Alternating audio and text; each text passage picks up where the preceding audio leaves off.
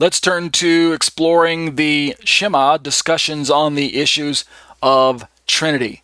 And remember, last week we looked at some of the technicalities of Dr. Dale Tuggy's Unitarianism. And we're not saying that Dr. Tuggy is the final authority on Unitarianism, but he is one of the more vocal and well-known and well-respected Unitarians.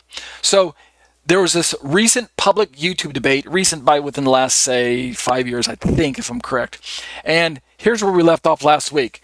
What I say in my commentary is that here's what Dr. Tuggy, the Unitarian, stated in regards to his position on how he understands the God of the Bible. Remember, we're talking about the Trinitarian position versus the Unitarian position. And in case you're unfamiliar with this terminology, in general, generic terms, Unitarian theology believes that God is a single being and is not broken up into three persons. More or less, he's only one.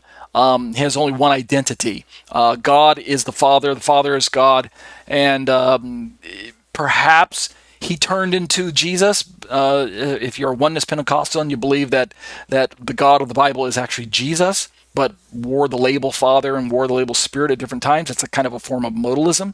But we're simply talking about Unitarianism: one God, one identity, one, in other words, one person. If we want to add that label, that's Unitarianism in a nutshell.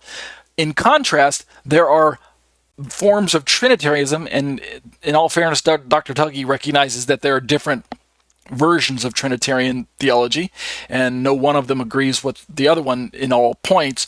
But something that many Trinitarian theories do hold in common is that God has some sort of three-part breakdown, whether it's three gods or three modes or three manifestations of power or three persons. That's what the word Trinity or triunity refers to. So that's the distinction. In the Unitarian mindset, there's only one, and in the Trinity mindset, there's at least three, fill in the blank. All right, so that's what we're working from. Here's what Dr. Tuggy has to say. This is what he said in his YouTube video. He said, "My thesis is that the God of the Bible is not the Trinity because the God of the Bible is the Father alone. The New Testament is just as monotheistic as the Old Testament, but it also tells us who this one God is. And contrary to Catholic traditions, in the New Testament, the one God is not the Trinity. In the New Testament, this one God is the one Jesus referred to as, quote, our Father in heaven, end quote, the one Paul calls, quote, God the Father, end quote." So are you following along with Dr. Tuggy's opening statements here? He's trying to tell everyone, the audience, Dr. Brown and the moderators, what his understanding of the God of the Bible is. He continues, "In the New Testament, the one God just is the Father, and the Father just is the one God.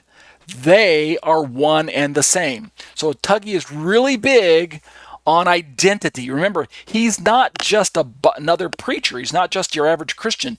He's an analytic theologian.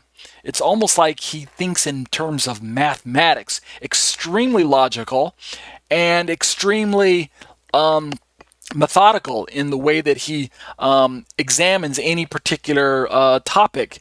And I really respect that perspective, although I think it's unfortunate that in my understanding of who the God of the Bible is, this blinds Dr. Tuggy to the reality that the Bible is actually demonstrating a very complex God who cannot simply be described the way the Unitarians describe him.